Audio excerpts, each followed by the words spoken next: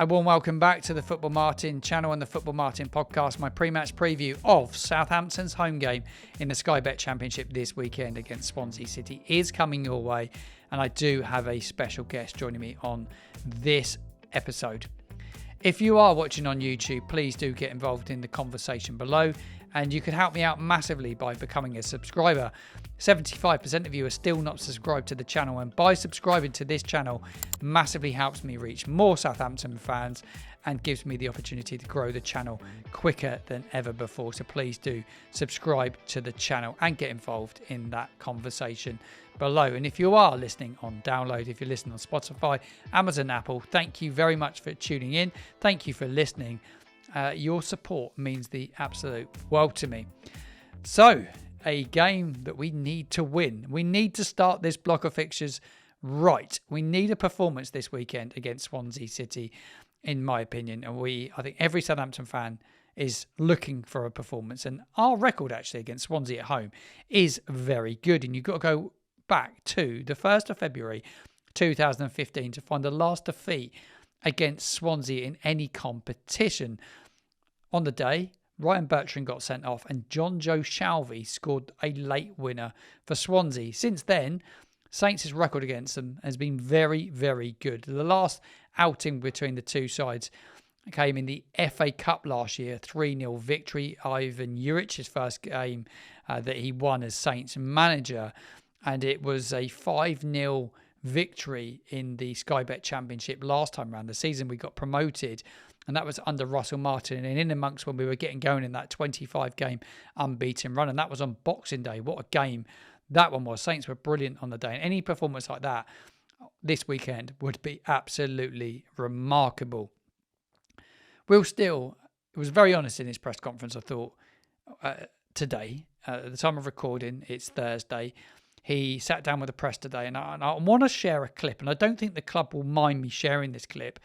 It's from the club's official YouTube channel, and Will Steele was asked about being given time, and it's a question from Adam Blackmore about how much time should he be given. I thought it was an interesting question. How much time is fair? And I thought his answer to it was absolutely spot on. And for me, I'm going to react to it after I've played this clip. But this is what Will Steele had to say today in his press conference. It's a difficult balance of expectation, isn't it? Because at one end you've got supporters and everybody expecting you to win because you're Southampton, you were in the Premier League last year. On the other hand, you've got a whole new squad and a new manager coming in to do things differently. And then maybe somewhere in the middle is the answer. But I was speaking to Cameron Jerome, the former striker at Derby. When I said you're under a bit of pressure from some fans will be wanting more wins, he said that's ridiculous, it's not enough time, you've had a lot of change.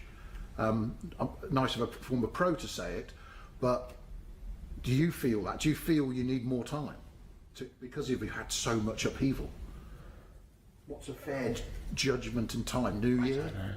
I don't know. I think I'll leave that to the universe, to the world to decide whatever time it is. But I think if we're being like brutally honest, last season was poor and really poor, and the club, the players lost a lot of games, and a lot of those moments were quite difficult, and there were changes made that didn't always make a difference, and probably made things even more difficult because you've then got to change again, and then I've come in with a new staff. A lot of new players have come in, but you're still left with quite a lot of players that were here last year as well, so you're kind of managing their psychological and mental sort of status, feeding in new players, and then the fact that everyone just thinks that because you come down from the Premier League you're a better team than everyone else. But there are a lot of really good teams in the Championship, and we've kind of found that out in these first 9 to 10 games, and whoever thought we were just going to walk the league and it'd be really easy, I think we've had the reality check now of that's not the case, and we've actually got to put a shift in and, like I said, stop feeling sorry for ourselves and get on with it. And he's absolutely right, isn't he? We have to stop feeling sorry for ourselves and get on with it, and I've noticed that a lot. I thought it was a really good answer to the question, and should he be given more time? Absolutely. I find it crazy that there is so much pressure in such a short space of time after what had gone on last season. And there's no doubt what went on last season. And I've spoke about it a lot on the channel, the amount of defeats we had, the damage that was done. And I think we all said last season, just to try and get some stability back in the football club is important, but keep sacking and changing manager is not the right thing to do. And I'm absolutely against it. I think he needs to be given time. And I do think he will turn it around. I just think we need to hit the ground running though. And he has to get a response out of the players. Like, it's his responsibility as well to get them playing, but it's also their responsibility to man up a bit now. And I feel we're at that point where the players really need to man up and kick on now and start showing their real quality. And you look at on paper, we are absolutely flourished with quality. He has to find the right system. He has to find the right way to get the best out of these players. And it all just needs to come together. A 3-game week, a 3-game league week as well, because Swansea's followed by Bristol City on Tuesday. Watch along live here on the Football Martin channel if you're around and you want to tune in on YouTube. I will be live and watching the game, and you can join me for that. And then after that, it's a big game at Blackburn as well. So it's a really big week. A 3-game week is massive, and I just believe we're going to need 2 wins in this week if we can. I think the Bristol City game is really, really tough, but we have to get a result against Swansea. I will give you my predicted lineup at the end of this show, but I'm going to bring in my conversation with Luke now, because I did sit down with Luke, like I said, from the SwansCast podcast to give me an insight onto all things Swansea City. We'll drop that in now, and on the other side of it, I will take a look at my predicted lineup, my score predictions, and I want you guys to get involved in the chat below as well and give me your score predictions also.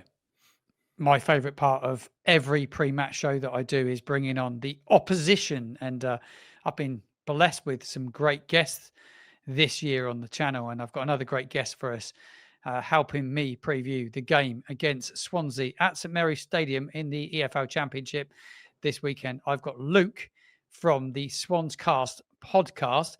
You may have seen him already because he was on Total Saints podcast earlier on this week as well. Luke, welcome along to the Football Martin channel. Thank you for joining me, my friend. No, thanks for having me on. It's great to be here and looking forward to talking about the game on the weekend, especially after the international break, which wasn't the most positive if you're a Welsh fan. But, it is what it is with international football. Let's start with the international break. It's a good place to start, actually. Give me some thoughts on the international break and the results for Wales. I think for Wales, we've had a decent time the last 10 years or so. Maybe a little bit longer, based on our recent history. Because before that, we weren't getting for any competitions, and it just was quite poor. So sometimes I think we get a little bit carried away of thinking we're actually okay now these days. We're ranked like 30th in the world. But the fact of the matter is, really, the average sort of quality of our squad is probably like championship level. So when you're playing games against the likes of England and Belgium, it's not a shock when you lose those games, really, as much as it's disappointing at the time. So I do think we're quite often punching above our weight as a team for Wales, really. But when you're like so close, but it's so far when it comes to like the group and doing well in your qualification. It's obviously not over for us in terms of getting to the competition now. I think we're going to have a playoff quite likely, which will hopefully go our way. But we've had big results against Belgium in the past. And I don't know if you saw any of our game, but quite a dodgy refereeing decision with a handball. Got them an equaliser, which kind of derailed us a little bit. I know with some of the international decisions, it's probably quite consistent. But it's the same as when teams play in Europe, I think, the Champions League and stuff. Some of the handball decisions and stuff that get given in those competitions they leave a lot to be desired. Let's put it that way. As for the England game, I don't really know if I want to talk about that one. I think it was quite a poor first half performance, and I think he was trying some things like Liam. All the goals were in the first 20 minutes, weren't they? I was on holiday, so I didn't see it. I didn't watch it. I was away. One of the Swans. I'll switch off from football. Yeah, one of the Swansea strikers, Liam Cullen, was playing in the centre midfield position, which there's been a little bit of toying with at Swans, but it just isn't his position. He's not really played well there. Maybe once or twice off the bench, he's done a decent job in that position. Start against England there when it's not your first choice position in the championships. Like I'm not surprised we kind of got bossed in midfield, and obviously the result told its own story as a result of that. So yeah, it's just one of those where it's just a bit of a wake-up call and a reality check to where we really are at that level. Mm. And then it was Belgium. Was it yesterday? That it was Monday, wasn't it? The game against Yeah, Belgium was Monday. on Monday Yeah. night. Yeah. Yeah, so that's what I mean about the referee. And so we had a really good start, got ahead, and I think that's what we needed to do. Mm. But there's 2 penalties for Belgium. The second one undoubtedly was a penalty. It was a stupid action from our player. He basically just elbows the ball intentionally, like goes to hit it, sort of thing. Stupid decision. We were already behind at that point, but we were 1-0 up, and it was a handball where players run in the box to kind of like marking the man. The man takes a shot from 3 yards away, and it hits is that you run doing a running motion, hits the hand from like 3 yards away. Ref's not giving it. VAR obviously intervenes, goes to the screen, slows it down, and gives it. It's like, how can, if you're not giving that in real time for a reason? Yeah, it's just frustrating. Yeah, it is frustrating. So, do you think you still make the World Cup? You were talking about a potential playoff. It's still there to be had. The World Cup's extended in terms of the amount of teams that are going as well. Yeah, definitely. I think what's caught everyone out by surprise, perhaps, is the form of Macedonia. Maybe I'm being maybe I'm not giving them enough credit, but I think when the groups were made, I think we thought perhaps us and Belgium would be the ones leading the way, but Macedonia have really done a good job of being up there, and it's a 3-way battle for the 2 top positions. I guess we're lucky in the way. I think there's something to do with the Nations League, isn't it? So we won the Nations League group, which puts us in a better position to have a playoff, even if we finish 3rd in the group. So I don't quite understand the new system, or like I say understand, I forget what it is. But I know it's something along those lines. It's very complicated these days.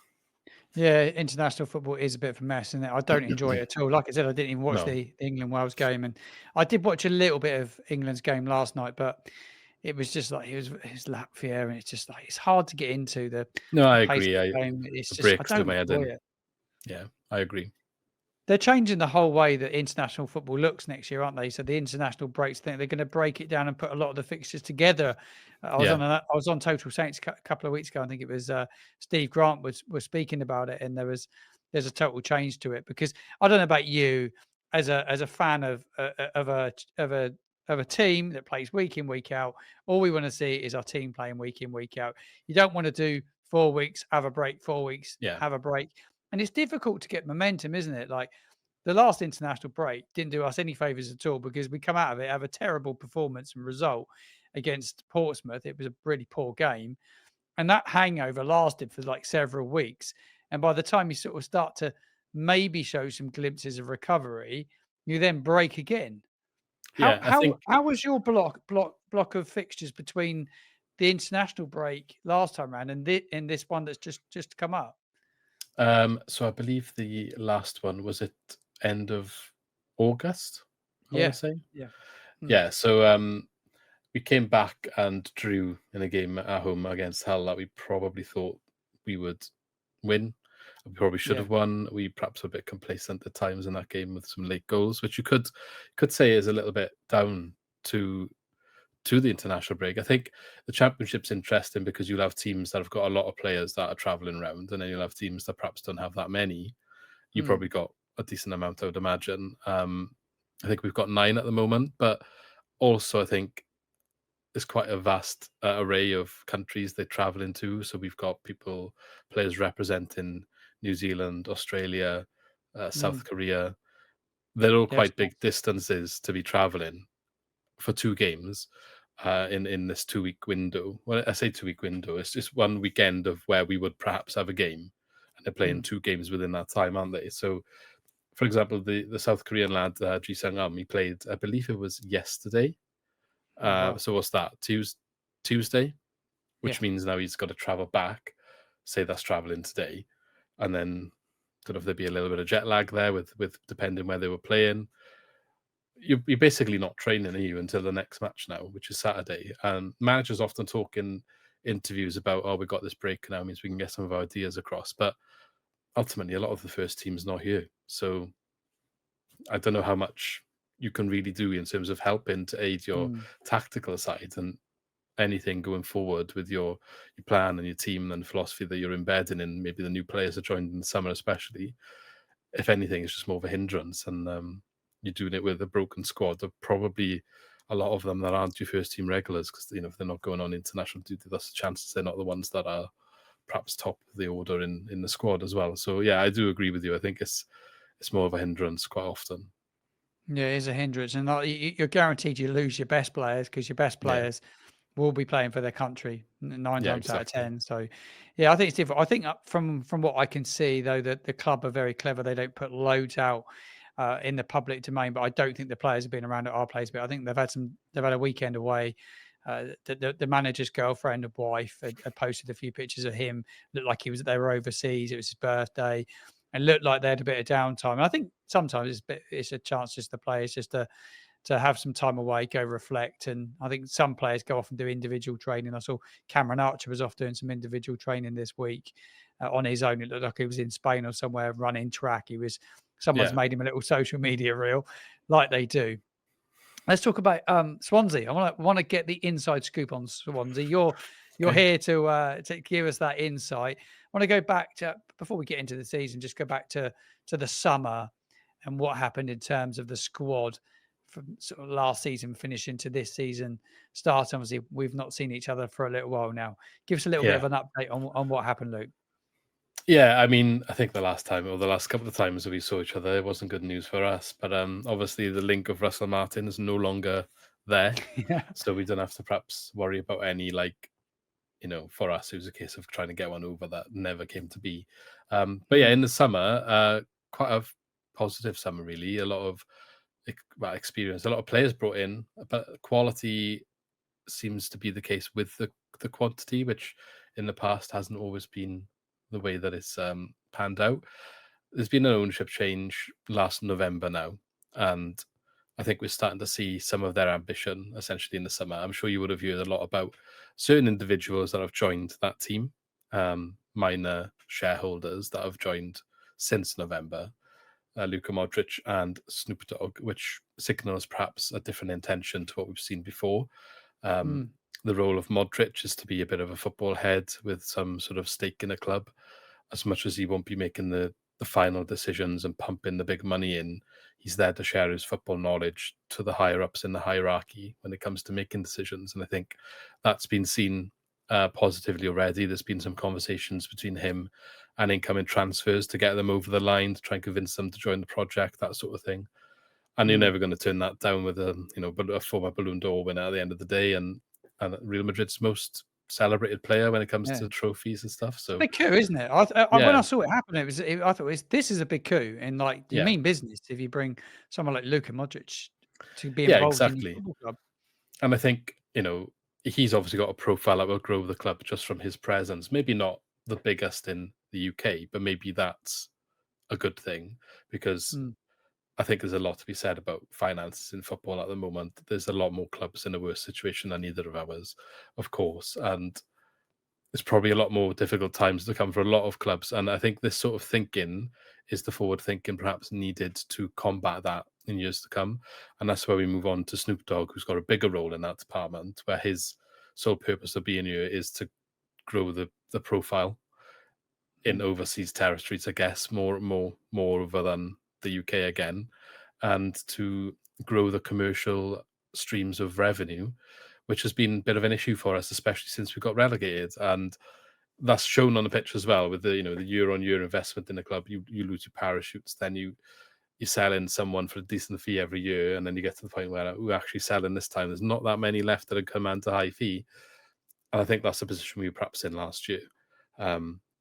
Luckily, it seems like we've had a change of fortunes at the right time, and the new ownership model and all of these people, and obviously not necessarily those two I've just mentioned, but the lesser names that are the ones that are actually putting the money up front in the club and running things from the top. They've gone out and they've had a good recruitment and planning, and done the scouting work and brought in some players in positions we needed, in areas that we were short. They've really increased the depth, but not just players for the sake of having players that can play a position. Everyone really within the squad can probably start a game and do it. You'd be fine with them starting the game in that position. Whereas in the past, it's been a case of like, as soon as was injured, that means that person's going to start, and you're a little bit like, be concerned about that. We're not really there now. We've got good depth in most of the pitch, if not all positions, and that's the first time I can say that in a comfortable way, I think, really, since probably the first season we did come down from the Premier League. So really nice change for us as Swans fans, who have been used to lackluster transfer windows, lack of investment. There's people shouting about asset stripping. I don't think that was the case. I just think they were balancing the books, and we just saw the negative side of that when it came to the pitch. We obviously are in a quite stable position when it comes to running the club, which other clubs are in a worse position. I like to always remind our fans who say about asset stripping of that, as much as it's not nice to see that we're not spending what other clubs perhaps seem to be spending, who you might think are the same caliber as you. We could be in a far worse position that other owners show. Yeah.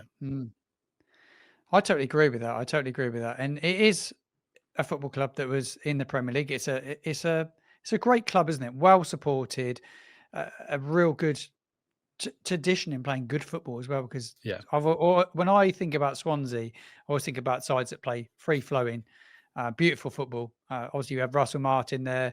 A lot of people criticise his football. For a long period of time, I enjoyed some of Russell's football. His assistant, Alan Sheehan, is now your manager, or he was ex-assistant. How's he doing? Yeah. Well, Luke Williams was his assistant at the time. I can't quite put my finger on when Alan Sheehan joined. It was around similar times, maybe towards the end of his reign or beginning of the next one. He's doing all right though. He's doing all right on the results on paper. He steadied the ship when he came in. He did a really good job when he came in as caretaker manager, which got him the job.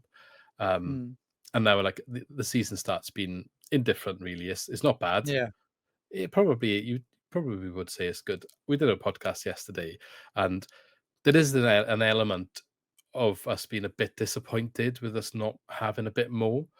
But I think that comes from a place of, because we know it was on the table and we just haven't got over the line in some of these games where we probably could have or should have done that little bit better. But there's probably fair reasons in this early stage of the season to let that slide. Like a lot of new players gelling and ideas and stuff's not quite 100% clicking yet, but it's also not bad. Do you know what I mean? Like, we haven't been getting battered. We're in every single football game.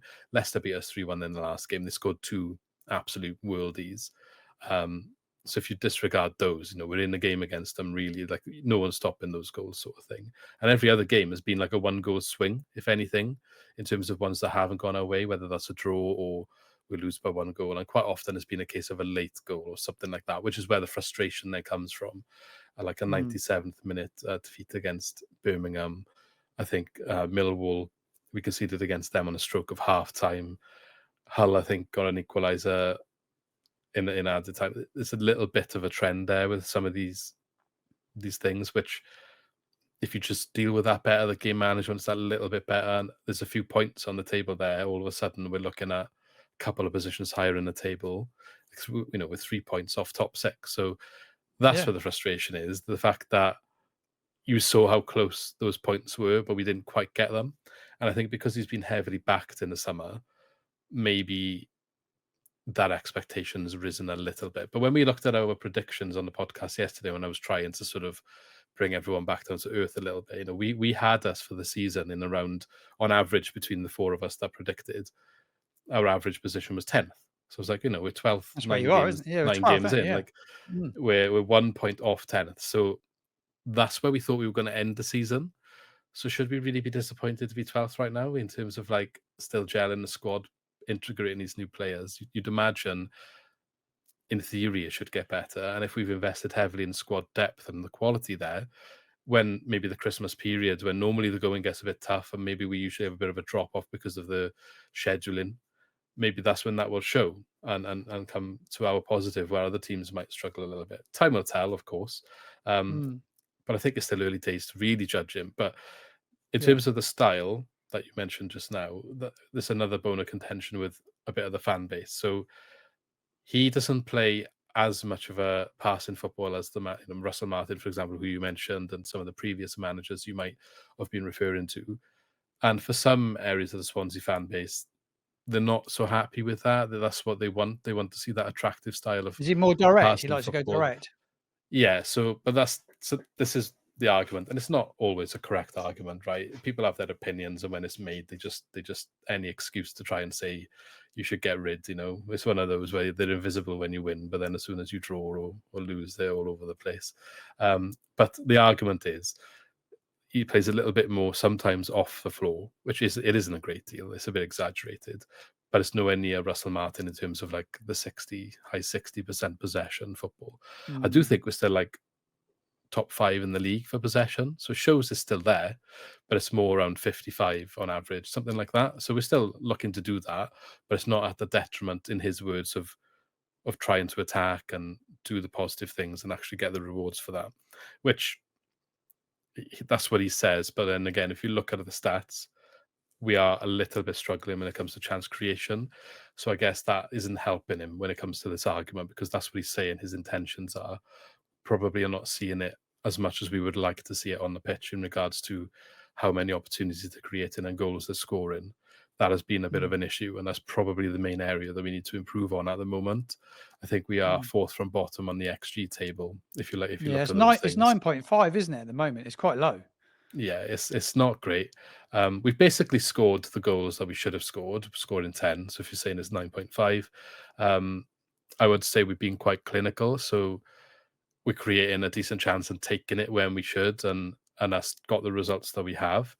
But there's 2 ways that I've looked at it, and we discussed this on our podcast yesterday as well, where in certain periods of the game, I think we look quite good and we look quite positive, and quite often we'll go 1-0 up. Say we went 1-0 up in the first half, and then I think all of a sudden the chances stop. So it's like, is there a mentality of us, okay, we're 1-0 up and we're happy with that, we're going to try and see that through?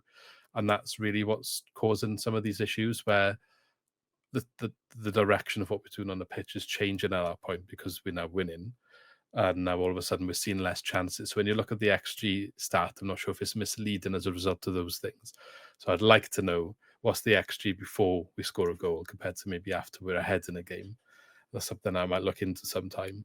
But again, that's another frustration, is the fact that he doesn't seem to want, or the team at the moment doesn't seem to want to go and get that second goal or go for the juggler. We've quite often gone ahead in games, but they're not being able to manage that, because we're always living on the edge of a 1-goal margin, and it's hard to do that in this. It's so competitive this season as well. And I think it's difficult to just sort of rely on those small margins. I think we are good defensively, but I think at any stage of a game, if there's only 1 goal in it, at some point you chuck in the kitchen sink at the opposition, and it's just hard to defend that. And I think even more so this season, with the amount of added time that's being put into games. So I talked about all these late goals we're conceding. I think that might be part of it. In the past, you're sitting back deeper and deeper and deeper, and then you get to injury time, and it's maybe 3 minutes. So when the other team goes all out, you're only doing that for 3 minutes. But now this season, quite often, you're doing it for 7, 8, 9 minutes. And I think it's difficult to sort of defend that all-out attack for that amount of time when you haven't got an outlet to counter the other way. So I think it's just learning a different way the football game's going at the moment.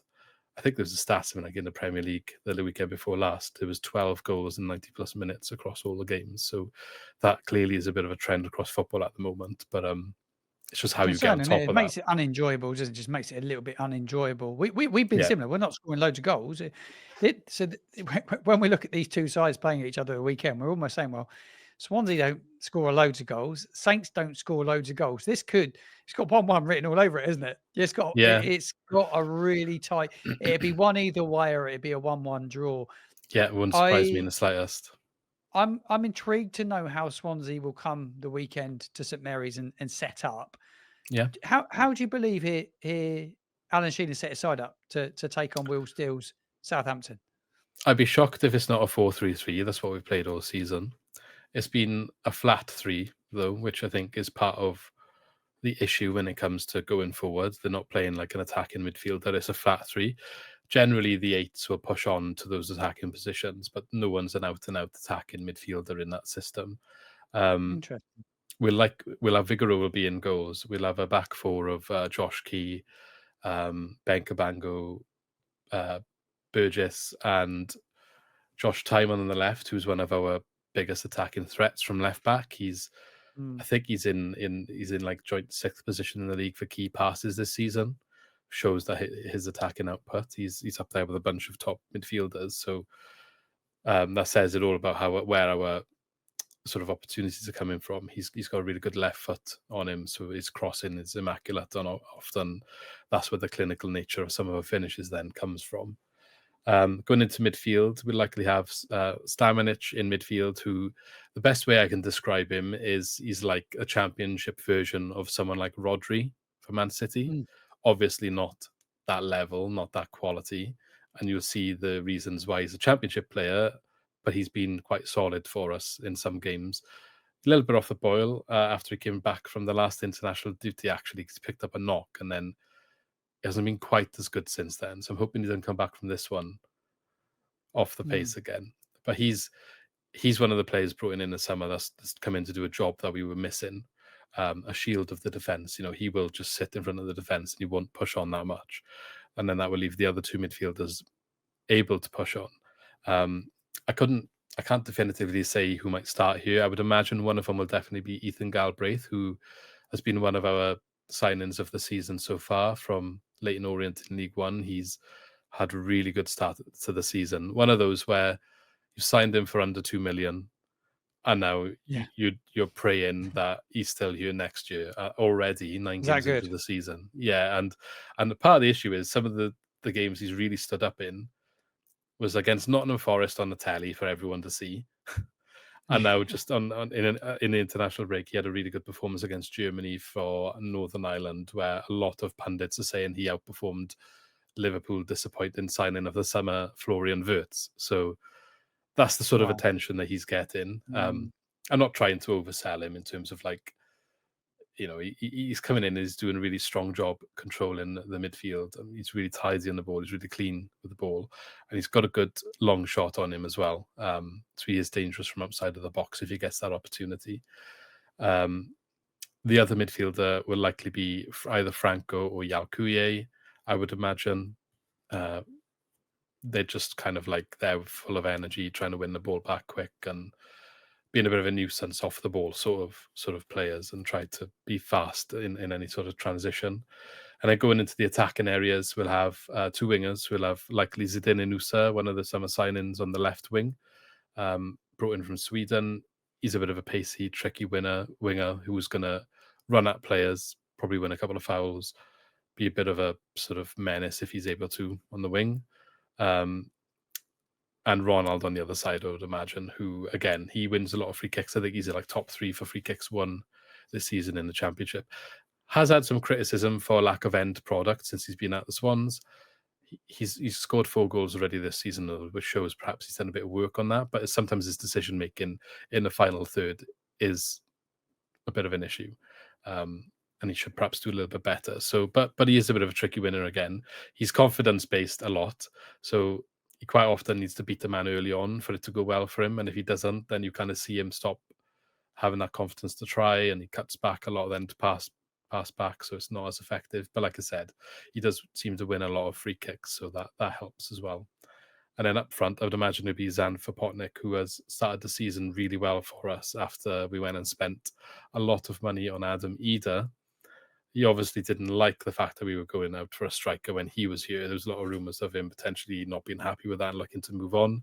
But he responded in the best way any striker can after not starting the season, playing second fiddle to Liam Cullen, who didn't score a goal leading the line and was struggling a little bit. He came in and kept scoring. I think he scored in 5 straight games, 6 if you include international duty. One of those was in the cup as well.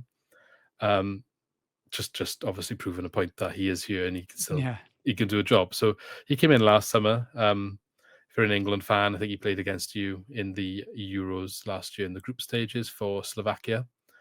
He came off the bench and played in that game. He's just clinical. He's got a really good shot on him. Really, really powerful striker of the ball.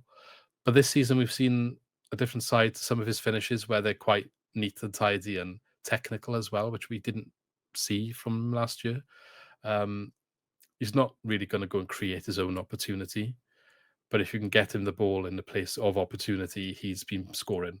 So he's that sort of striker, out and out and traditional, you could say. So yeah, it'll be him or Ida anyway. We haven't seen that much of Ida from the start yet, so I'd imagine it would still be Vipotnik. But that's how we're set up. The game plan, we do like to press quite well, full of energy up front as well. Obviously, well, it depends who starts. Vipotnik's not the best of the lot at pressing. Cullen usually is in for that reason, but he hasn't been playing recently from the start. But that's what we would try and do, try and win the ball back early when we lose it. Yeah. Swarm on the sort of transition and get the ball back that way and then kind of look after it a little bit. But like I said earlier, we're a bit more direct than you might remember under Russell Martin. Not necessarily always over the top, but I think less phases of play, don't always recycle it as much. Just trying to be a little bit more clinical and a little bit more risk, perhaps, with some of the balls that we opt to do. And quite often our attacks coming from wide areas, not so much through the middle, especially, as I mentioned, the full-backs, especially on the left with Josh Tyman, who has a really good cross on him. So that's probably what you would want to look out for. The wingers that get forward, so on the left-hand side, Tyman will stay wide. The winger will usually cut in a little bit. The other side's the opposite. So Josh Key, the right back, will probably stay wider. Will probably cut in a bit more, and Ronald, the winger, stays wider generally. But it does change, a little bit fluid. But it's not the most sort of, I can't talk about it loads about our game plan. If you ask some fans, they'll tell you they don't know what our game plan is. But that's generally a lot of Saints fans are saying the same. Yeah, we have the same conversations between fans. What is our game plan? What's our identity at the moment? I think it's like a back to basics approach where I think that's football goes in trends, and I think that's what a lot of teams are doing these days, is back to like the basics of football and doing those things well. And I think that's why there's a lot of tight games and certain things going on, I think, across football at the moment. We go back 10, 15 years and it was all about possession-based football and everyone wanted to do it like Barcelona. And that's obviously when we had a really good spell with it and got to the Premier League. That's why our fans want that, obviously remembering the success. I think that's just not in at the moment. And I'm sure you saw some of that with Russell Martin yourself. Doesn't always work against some of these more rigid, structured teams. And I think that's what Alan Sheehan has done, coming off the back of Russell Martin and then Luke Williams, who did that sort of game plan. When he did take over, the first thing he did was make us hard to beat. And I know we've conceded 10 goals. We're still trying to do with Saints, We're still trying to do the same with Saints. Just make us a little bit more harder to beat.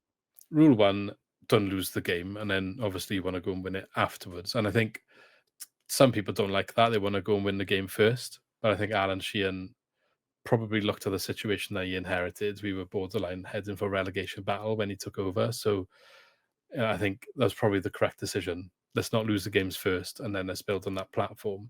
And that's why a lot of our games are tight. I haven't had as many clean sheets as we'd like this season, but I'll caveat that by saying, as I mentioned, the 2 goals against Leicester were they were worldies. Yeah.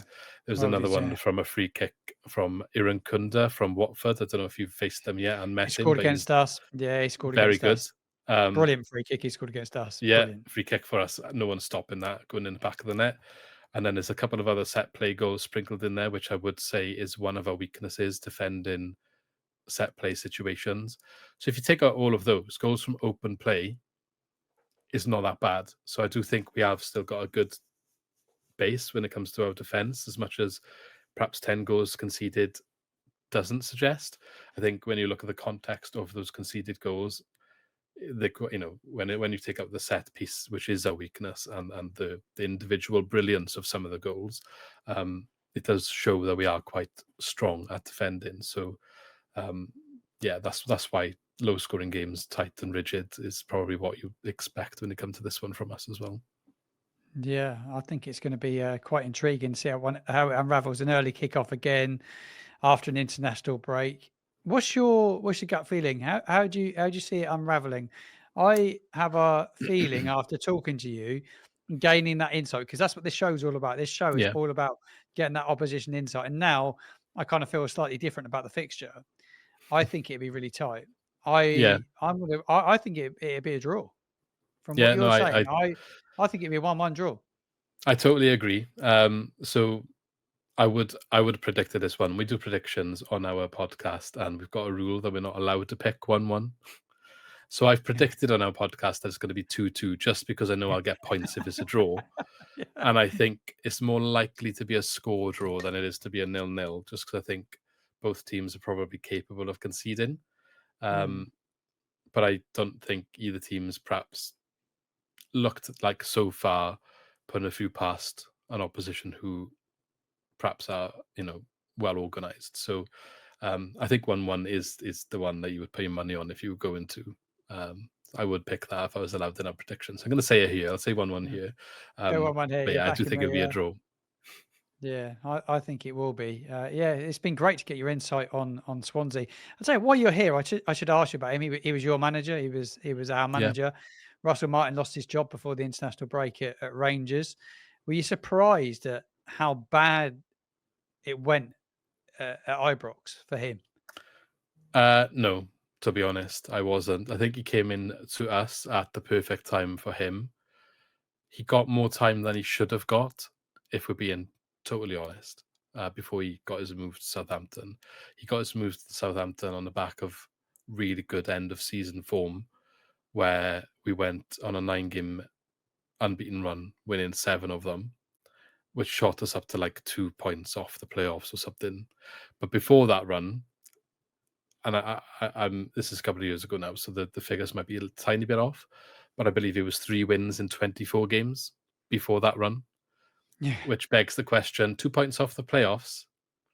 If you kind of do a little bit better in some of those games, and some of those games were utterly disappointing, like going from a 2-1 winning position to losing the game 3-2, giving the ball away in 3-2 stupid positions in 90 minutes now. So we're leading 2-1 at home, 90 minutes, and we lose the game 3-2. That's one game where you've dropped 3 points, and that puts you in the playoffs. So a lot of that frustration was there. The problem I had with him, I backed him when he was here, don't get me wrong. I would have given him another season and kept him, and I was on board while he was here, as much as I was also calling out, I think he's very clever in the press. Because of what Swans fans were after and what he delivered, he made a really good connection with a large portion of the fan base. He's good at that. Especially the portion of the fan base that's probably most apt at using technology and social media. So the ones that you're going to see online. And this whole thing of trust the process and like thinking that he's this sort of messiah, it kind of become a little bit of a cult following. So my opinion on him has been a bit it's changed a bit just because of the aftermath of everything. I didn't like the way that he left, the way that he called the club out, and there was a couple of digs he made at the club as well in his first few press conferences at Southampton. But the way that some of the fan base is still attached to him even now. So even now, after he's got sacked from Rangers, and you see in posts on social media like "Time to come home" or "Come home, King" or "Come back home," just let it go. Do you know what I mean? Like ultimately, he was great in regards to the biggest success he had at Swansea was he beat Cardiff 4 times over 2 years. So it was a big deal because neither club in the history of that fixture, obviously they're biggest rivals, neither club had ever done the double, ever, in however many years, 100 odd years, whatever it was. He was the first manager to do it, and then he did it the second season. So, and I think the wins were like 3-0, 4-0, 2-0, and I think it was 3-2 the last one with a 90th minute winner. So you couldn't ask for anything better against your bitter rivals. But when it comes to like actual achievements, when at the end of the season on both seasons, he did worse than the manager before him, Steve Cooper, who got back-to-back playoff appearances. We were mid-table both times. And in the second season, on that run I just mentioned, we went on that run on the back of him throwing his toys out the pram about investment in the January transfer window when he didn't get what he wanted. And then we went on a really horrendous run of form. We got out to that horrendous run of form with a positive form I mentioned before he got the move to you guys. When he came out in the press and said, like, look, I haven't done good enough. I've basically been sulking. I realised I need to get my focus back on. And after he did that, we went on that good run. It just makes me think, if you didn't throw your toys out the pram and you just got on with it, no one was happy with that. Nobody was happy with that window. But like dealing with it the way that he dealt with it, and what he did was he got all of his coaching and backroom team into a press conference to basically say, we are united in our frustration against the fact that the board has basically not delivered what they told us they were going to deliver, which I just don't think, when you look back at that season, you probably have cost us the chance of a playoff position there. Yeah. And I think that just needs to be called out for what it is. At the end of the day, you're employed to do a job at a football club. Yeah, I didn't know this. So, and a lot of Saints fans tuning in won't know this neither. So, what you're telling us, and I just think you made some really interesting points. I just found it so frustrating that season we should have got more out of it at the end of the day. When this football is in full flow and it's working really well, it's great to watch. Yeah, but there are days where it also is the complete opposite, where it just doesn't work, and we had some drop-ins as a result of those things. I'm not surprised to see him do his style of football at a higher level in 2 different leagues now, with yourselves in the Premier League, where he obviously got promotion, first of all, because he worked in the Championship eventually. I think he got off to a slow start, didn't he? And then he went on that crazy run with not losing. But it didn't surprise me to see you suffer, I guess, doing that philosophy in the Premier League, where I think he's probably a bit too stubborn and a bit too proud of his own philosophy in a way, and naive to sort of acknowledge that sometimes you've just got to look at what's in front of you in terms of the players you've got available against the opposition, which is now a much higher level, and you just need to make some adaptations teams to what you're doing. Press. They're like teams that want to press and go after you, and you pass the ball and pass and keep it, and then somebody will put somebody else under pressure in the middle of the pitch. Then you lose the ball, and then your team is just not set up to defend against the on-rushing press that's now attacking your goal. And that is where most of the goals we conceded came against when he was a manager. On the transition, on the break, where we lose the ball in a stupid place because the opposition's obviously tactically pressing at certain times. They'll have a certain trigger, like, all right, he's taking a heavy touch, or we just know he's not as good on the ball. They'll isolate those things and target those things. Win the ball in a position where if we can't recover within 5 seconds in terms of our shape, there's an opportunity for a goal. And I think at the Premier League, that's just going to get exploited more. And I think going into a club like Rangers, where there's probably a massively high expectation, it got exploited. And obviously up there, I talked about the cult following down here because of the situation the club was in. I think he was given a bit of time to sort of implement this trust the process philosophy.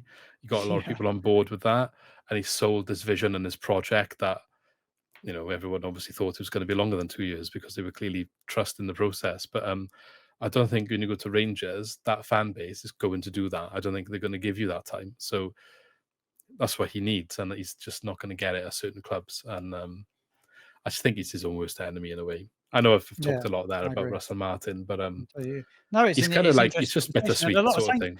Yeah, a lot of Saints fans still talk about it now. I did a video early on last week, or after he lost his job, and it was one of my most watched videos of the last few weeks because Saints fans are talking about it. It's a topic of conversation, and I saw some Saints fans calling to bring him back, get rid of Steele, bring back Martin. It's never ever gonna happen. But you made some interesting points. Yeah. Whenever I met him in person, he was always super nice to me. It was like promised me an interview, never happened, but he did. And it was always like he got the right. He looked like he was good with people. Like he was a really good communicator. I found like he networked really well around the club. I thought he did, but I wasn't. Yeah. I'm not surprised. I'm surprised it went as badly wrong as quick as it did at Rangers. Do you think he gets back? Do you think he gets a Championship job again soon? Because a lot of people, a lot of these different outlets I read, Martin will be back soon. He'll be the Norwich manager. He'll be here, there, everywhere. There's a lot of talk. Ties at Norwich. Ties at Norwich, so that wouldn't surprise me. He's always linked with Norwich. I think he can get a Championship job. I think that's the level that he's looking at now. I think it won't be higher. I don't know what level of the Championship. Maybe somebody that's underperforming, so perhaps you're at the lower half of the Championship because you're underperforming. That's why you've sacked your manager, and maybe you're. It needs to be a club that's going to be happy to give time. Going back to the Rangers, I know you said you're surprised about how quick he went downhill, but you already saw the way that he was and I didn't mention this earlier, but his tendency of when it's not going his way, throwing his players under the bus a little bit, which I don't always think is correct. There's a time and a place for it, but I think Yeah, when I you're so agree. new to a club, I'm not sure that's right. They might have been struggling to buy into his philosophy, so I don't know if the way that you're chucking him under the bus there is correct. Yeah, and you're right about like him being a nice guy. I think he's a lovely guy, but I think he is very smart. I don't know what sort of circumstance he would have met you in, but it's like selling you the dream in a way of like everything's all rosy and happy, and I'm going to be here forever, and we're going to be really great and amazing, and yeah, we'll do all this Mm. stuff. But obviously for us, then he went to you guys, and when he went to you guys, he was like, oh, I fell out with the board, I did this happened, and whatever. It's the club's fault. He spun this Yeah. narrative of like the reason I'm not here, Swansea manager anymore, is because the board have let me down, and so many people bought that, and there was so much outrage at how we've let this happen. But I don't know if that was fully the true story. I think you could have probably backed him more than anyone would have backed him. And I think if a team that's just got relegated from the Premier League comes calling, he's probably going to go anyway. It's just he knew he had this following of like, oh, I can spin a narrative here to get the fans on my side, and benefits him. When he left, he got sued by the club. Or Southampton. I think he got sued individually. I believe, and I don't want to say the wrong thing. What was alleged was that he perhaps let some information from his contract let slip out, which Swansea perhaps weren't happy with then because it affected the compensation they got for him. Yeah. They were arguing that Southampton signed him as a Premier League club, which meant we would have got a bigger payout. And then Southampton obviously were arguing signed him as a Championship club, which means smaller payout.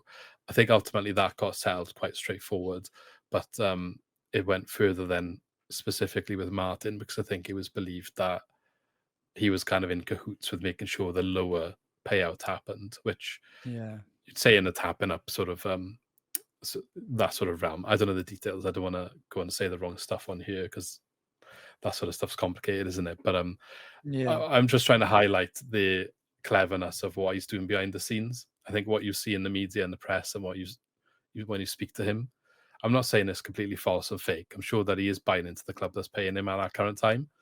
But I think everyone should be sensible as a fan, and no loyalty in football these days isn't as much of a thing as perhaps it used to be in the past. Yeah. But he's really good at making you forget that, I think is a good way of describing it. Yeah, it was interesting to get your thoughts on it. And I'm sure many will get involved in the comments box below. Before you go, Luke, I just wanted to grab your aspiration for the season for Swansea. Where would you what would be a good season for Swansea this year? So obviously I already said about our predictions. We had as a podcast, we had us in 10th, so I can't complain if it is 10th. Go with I 10th. think based on the investment we spent in the summer and what I've seen from the league so far, I'd like to suggest that we can aim to improve on that 10th place. I'm not saying that we will definitely get playoffs. I think we're capable of being a team in that picture if things go our way. I think you do need that little bit of luck sometimes in the Championship. But ultimately, what is a successful season for us is we end the season with the same manager in this Yeah. top 10 position I'm talking about, knowing that we're going into next year now, building on that platform where we haven't changed the manager. We don't need a full turnaround of squad because we've got a different manager with different ideas in the summer next year, so that the players that he can bring in next year are just add into what he's already built now. And in terms of like whatever we finish, we can then push on from that place as well, because it's further down the cycle of his development with his ideas and his philosophy and plan and stuff like that. I think the club's got a 3-year vision they're talking about under this new ownership of hitting the Premier League. I know all these clubs say these things, whether it comes to anything or not. It's good to hear it. It shows there's a bit of ambition there. But I do think we're on the cusp of we're a top half team. We are a team that's in between mid-table and the playoffs. So there'll be a lot of teams, obviously, in that little bit I've just described, and perhaps the bottom 2 or 3 from the playoffs will be in that group as well, where like one of 8-9 teams or a couple of 8-9 teams will be the ones that end up finishing those positions. I do think we can be in that group this year. Whether it's us that gets over the line, I don't know. I wouldn't be too disappointed if we're not, because sometimes I think building for a couple of years can be beneficial, Yeah. rather than the team maybe like a Luton who go up when you're perhaps not really expecting it. I think then when reality sets in, it can be becomes a mess. just as damaging the other way. So, it's not always about doing it the fastest, which I think Wrexham might be grateful for if they don't go up this season. But yeah, that's what I think anyway. Top 10 would be a good target, and just consistency, bit of consistency with the manager, enjoy and going, stability, enjoy the football, Yeah. No, I think stability in football, and a lot of fans at our place are already calling for a manager. There's a lot of unrest. I guess for a parachute team, so that there's a bit more expectation and pressure. But it's it's never easy. It's a competitive league, the Championship.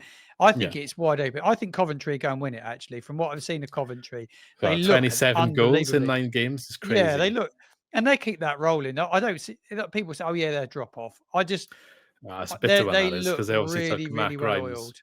Took Matt Grimes off us in January, and he's a great player, isn't he? Matt He's Grimes? an absolutely outstanding player. Yeah, the he's way brilliant. that he When left, I watched him the other week, I'm just gutted to see it. I mean, I'm glad for him. Don't get me wrong. Glad for him as a player. He deserves a crack at the Premier League. So if he can get over the line with Coventry, good on him. Because maybe the time was running out with us. It's hard to watch such a quality player go somewhere else and deliver.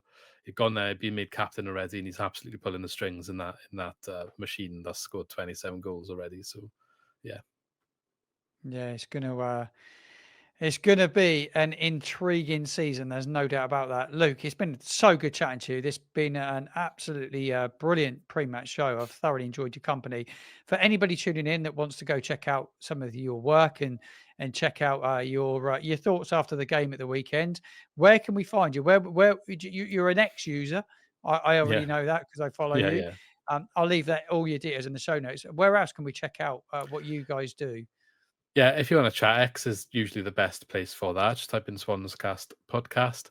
And if you want to watch any of our content or listen, any of the podcasting platforms, we're generally there, Spotify, all the rest of them. If you just type in SwansCast, we should come up. And YouTube's generally our main one. I think that's where we get most of our interactions. So all of our stuff goes on there as well in video form. So that's where you can find us. We generally preview most of the matches, and any reviews of them that we do or discussions about what happens are in our podcasts, which are a bit longer, but feel free to hop in and tell us your thoughts. We always like to hear different opinions and viewpoints and stuff. So, yeah. Yeah, Luke, it's been an absolute pleasure. What a guest on the channel. Thank you very much for your time. Thanks for having me anytime. A massive shout out to Luke for joining me on the Football Martin channel. An absolute privilege.